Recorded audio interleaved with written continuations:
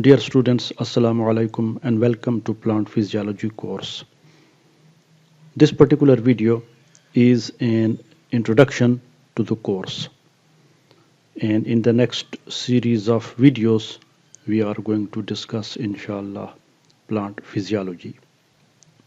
So in this particular video we are going to define plant physiology, that is what is plant physiology,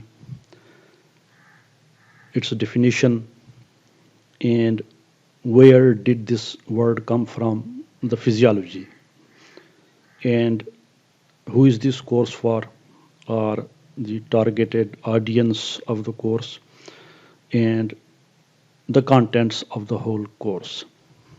So first of all, the definition. Now, physiology is a branch of biology which deals with the study of functions.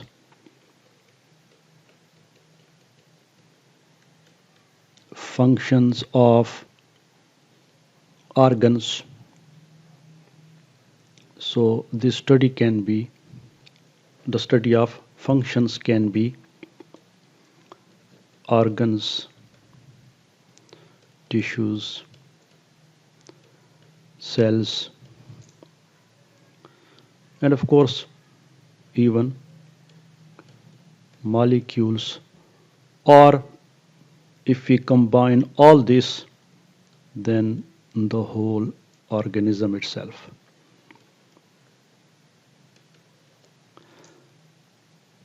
So in plant physiology or in physiology, we study how an organ or tissue or a cell or a molecule it functions, what it does, how it does. So physiology can be animal physiology, and similarly it can be plant physiology. So our topic is plant physiology. So that means if we restrict this particular definition, then it will become the study of functions of organs of plants, study of functions of tissues of plants, study of functions of cells of plants or molecules of plants, and even the study of functions of the whole organism itself. Since a plant or an animal, especially a plant, lives in a particular environment and it also interacts with that environment. So in plant physiology, we also take into account, take into consideration those aspects of physiology as well in which the plant has direct interaction with its environment. So this was a very simple definition or discussion of the word physiology, its definition or how it applies to plants. So we can say physiology of leaf, physiology of fruits, and physiology of various tissues or cells of a plant. As far as this word physiology is concerned, as we know, most of these words they have their roots in the Greek, Latin and Greek language. So the same is true of the word physiology. Again, it is made of two words, the physis or phys and the logi or ology. So this phys is actually from Greek. Physis or physio or physis, and what they mean is nature or natural science. So it's pretty odd that in the word physio or physis or phys or physiology, there is nothing about functions, or it doesn't mean functions. So it means nature or natural science, and it also means body. So if we simply translate it, as you know, the next word is ology, the familiar logy with all the branches of biology, like biology itself, zoology, morphology, ecology, and so forth. So this is again Greek word, study of, discussion of, discourse, and etc. So if you simply translate it, this word physiology, then the study of body. But we already know that to study the body of an organism or a plant, we have another branch of biology dedicated to it, and that is morphology, the study of form and structure of a body of an organism like a plant. So in this particular word physiology, there is nothing about functions, but it is dedicated to the study of functions of organs or parts of a plant or an organism. So this was the meaning of physiology and the definition of physiology. So we are studying plant physiology. So who is the audience, or who is this course for?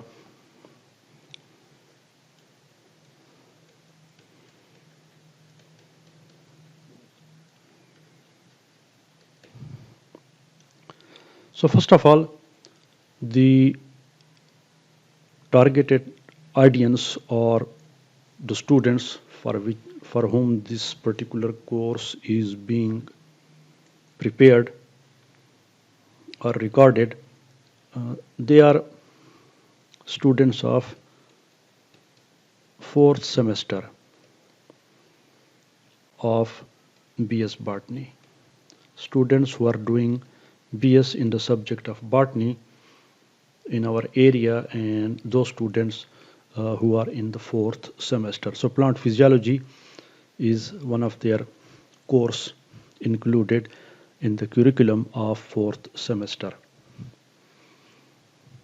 Students who are interested in studying plant physiology, so they can also benefit from this particular course. Plant physiology students, they may not be students of fourth semester, but if they are interested in plant physiology, so they can also benefit from this course. So plant physiology students in general.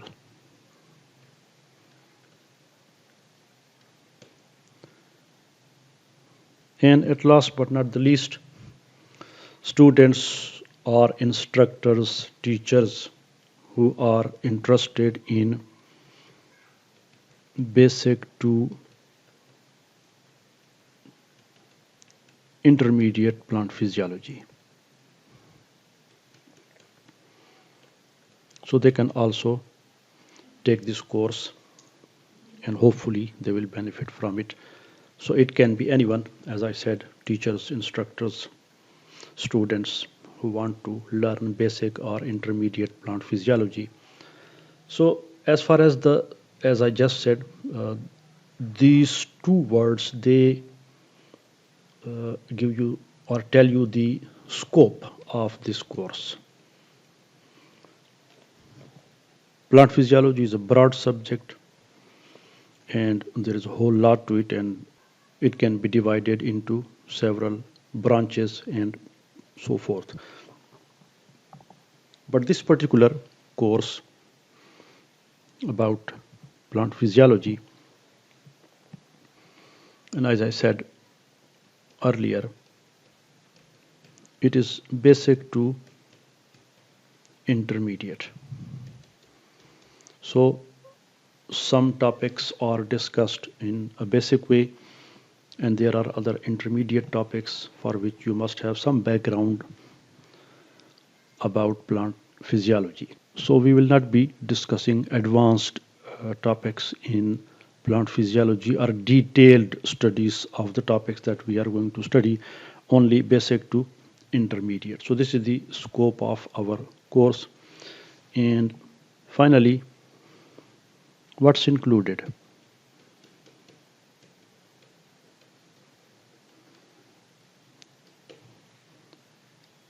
So we start with the plant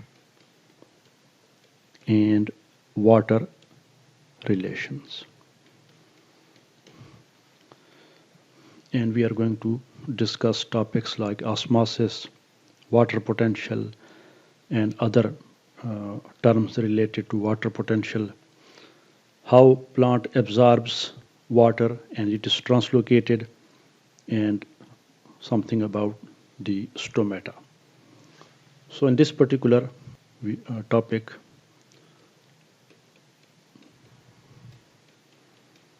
or this particular part of the course, we are going to discuss water potential and absorption and translocation.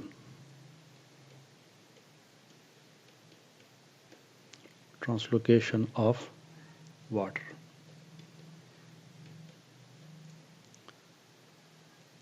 So plant water relations. Next is the mineral nutrition.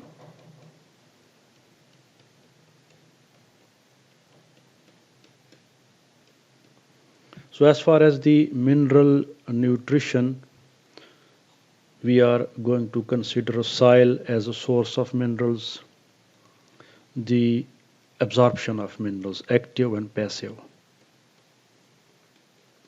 Absorption of minerals, and of course the role of various minerals elements, role as well as their deficiency effects. So role and deficiency. So this will be our mineral nutrition, and then photosynthesis. In photosynthesis, we are going to discuss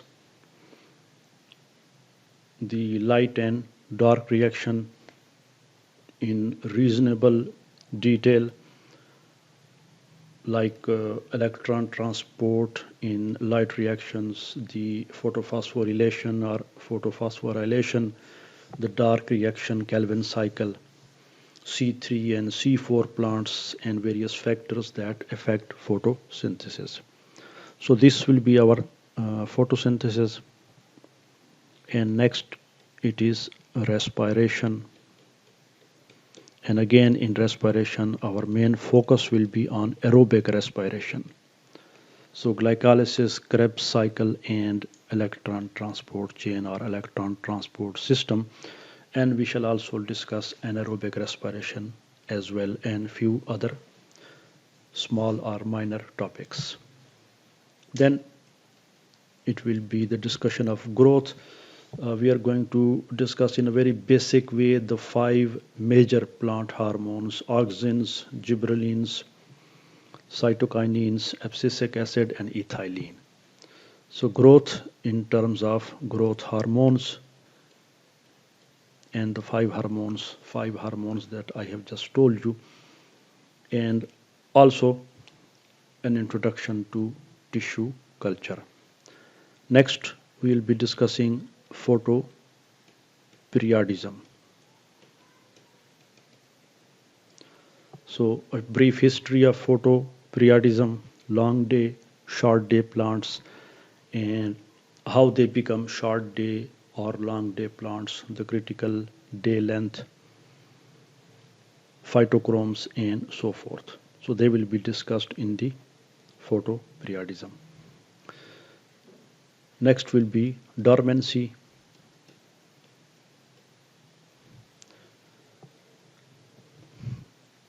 So we shall discuss dormancy, its definition, causes of seed and bud dormancy. So we shall discuss both seed dormancy as well as bud dormancy in plants. How we can break the seed dormancy and how seed germinates, what are the various physiological processes during seed germination. And finally, or our final topic will be inshallah plant movements. So their classification, tropic movements and Gnostic movements and so forth. So this was an introduction to the various contents of the course or what we shall be discussing or studying in the whole course of plant physiology. So starting with plant water relations, we shall go through mineral nutrition, photosynthesis, respiration, growth hormones, photoperiodism, dormancy, and finally plant movements. So this will be our whole course, and hopefully you will enjoy it as much as I have been enjoying creating it. So let's study plant physiology together, and from the next video we are going to start the course. Thanks for watching and see you in the next video.